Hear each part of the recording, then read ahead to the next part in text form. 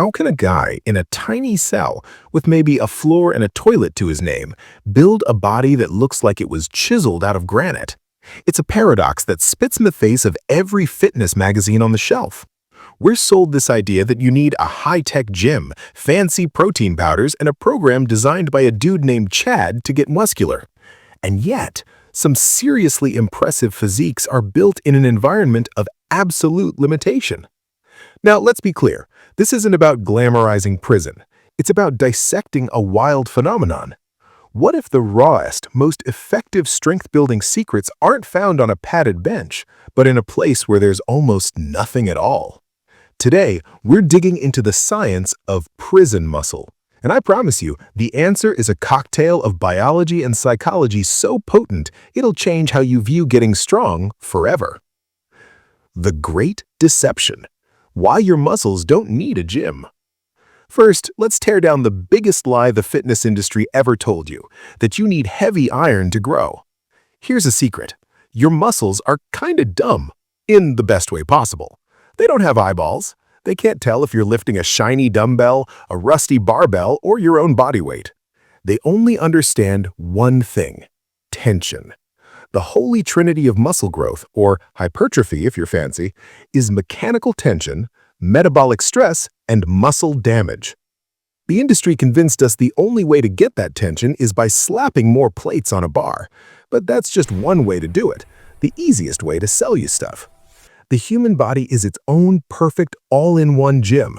Now, it's true that access to equipment varies wildly. Some facilities have exercise yards or basic weight stations. But the guys building formidable strength with next to nothing are living proof of this principle. They were forced to find another way, and in doing so, they rediscovered the foundations of growth that many of us, with our pricey memberships, have totally forgotten. The question isn't if you can get jacked without weights, it's how they do it so damn effectively. The first principle: weaponized time and insane volume. The first piece of the puzzle is the one resource prisoners have in terrifying abundance: time. For us, squeezing in 3 or 4 workouts a week feels like a huge win. Inside, the day is a giant empty void that needs to be filled. For many, training isn't a hobby, it's a full-time job. You hear wild stories of inmates training 5, 6, even 7 days a week, sometimes twice a day. This isn't your casual 1-hour gym session. We're talking about thousands of reps day in and day out. This insane frequency and volume are like a cheat code for hypertrophy.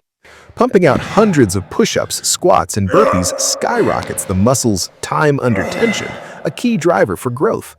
All that work also creates a massive amount of metabolic stress, that burning sensation you feel, which screams at your muscles to adapt and get bigger.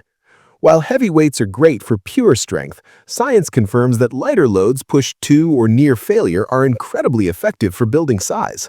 When you have nothing but time, you can pile on a stimulus so overwhelming your body has no choice but to surrender and grow. They're not just doing reps, they're weaponizing the clock itself. The second principle: the genius of overload in a box. Okay, so they train a lot, but anyone who's tried knows that doing 1,000,000 regular push-ups eventually stops working, right? You plateau. This is where the sheer genius of prison-style training comes in. These guys are masters of progressive overload, all without ever adding a single pound to a bar. The rule is simple. To keep growing, you have to keep making it harder. So how do they do it? First, they crank up the density. This means doing more work in less time. Instead of chilling for 2 minutes between sets, they might take 30 seconds, turning a simple routine into a lung-searing metabolic nightmare. Second, they play with leverage to make exercises suck more, in a good way. A standard push-up is fine, but put your feet on the bed for a decline push-up and it's a whole new ball game. Then you progress to archer push-ups, shifting your weight to one arm. Before you know it, you're working toward a one-arm push-up. Each tiny change is like adding another plate to the bar, increasing the mechanical tension. Third, they get ridiculously creative. Garbage bags filled with water for curls, or even partner-based exercises. And then there are the legendary routines like the deck of cards. You flip a card, you do the reps. A 7 of diamonds, 7 burpees. A jack, 10 push-ups. An ace, 11 or more. Going through a whole deck is a brutal, unpredictable workout that shocks the body into new growth. If your mind is a little blown by the idea of getting jacked with a deck of playing cards, do me a favor and absolutely demolish that subscribe button. We're about to get into the most powerful factor of all, the mental game, and trust me, you don't want to miss it. The third principle, the psychology of survival and sanity. This is the ingredient that makes everything else work. For an inmate, working out is rarely about looking good at the beach. It's often a tool for survival and staying sane. In a tense, hyper-masculine environment of a prison, physical presence is a form of armor. In that world, strength can be perceived as a deterrent, creating a drive to train that comes from a place of pure self-preservation. That's a level of motivation most of us can't just summon on a lazy Tuesday. Beyond the physical, exercise is medicine for a mind under siege. Prison is a world of crushing stress, anxiety, and soul-crushing monotony. A brutal workout is one of the few things an inmate can actually control. The physical pain is a release from mental anguish. It's a way to channel aggression, quiet a racing mind, and fight off depression. For some, that daily routine provides the only structure in a life of chaos. When your workout feels like the only thing keeping you sane and safe, you don't skip days. It's that desperate, focused intensity that separates a casual lifter from someone forging a new body out of sheer necessity. The fourth principle, the good enough prison diet. But wait, what about the diet? The gym gurus scream that you have to eat 1 gram of protein per pound of body weight and a perfect diet of chicken and broccoli, or you'll just shrivel up and disappear. So how does anyone get big on notoriously bad prison food? The answer is a funny combination of consistency and calories. First, let's bust that protein myth. Sports nutrition science actually suggests an optimal range of about 0.7 to 1 gram of protein per pound of body weight, or 2.2 g per kg for building muscle. You don't need to be quite as extreme as the internet says. While the quality of prison food isn't winning any Michelin stars, the timing is rock-solid consistent.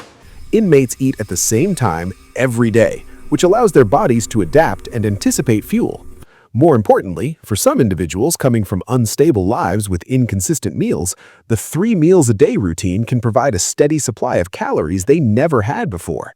If you're in a caloric surplus and getting enough protein, even from commissary staples like peanut butter, tuna, or beans, you can build muscle.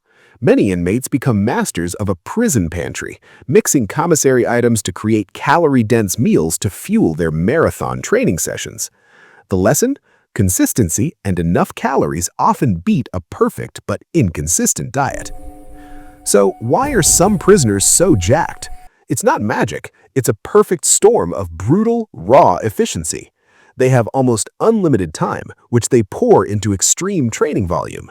They master progressive overload with next-level creativity, turning their own body into a weight machine. They're often driven by a psychological fire for survival and sanity that most of us will never experience.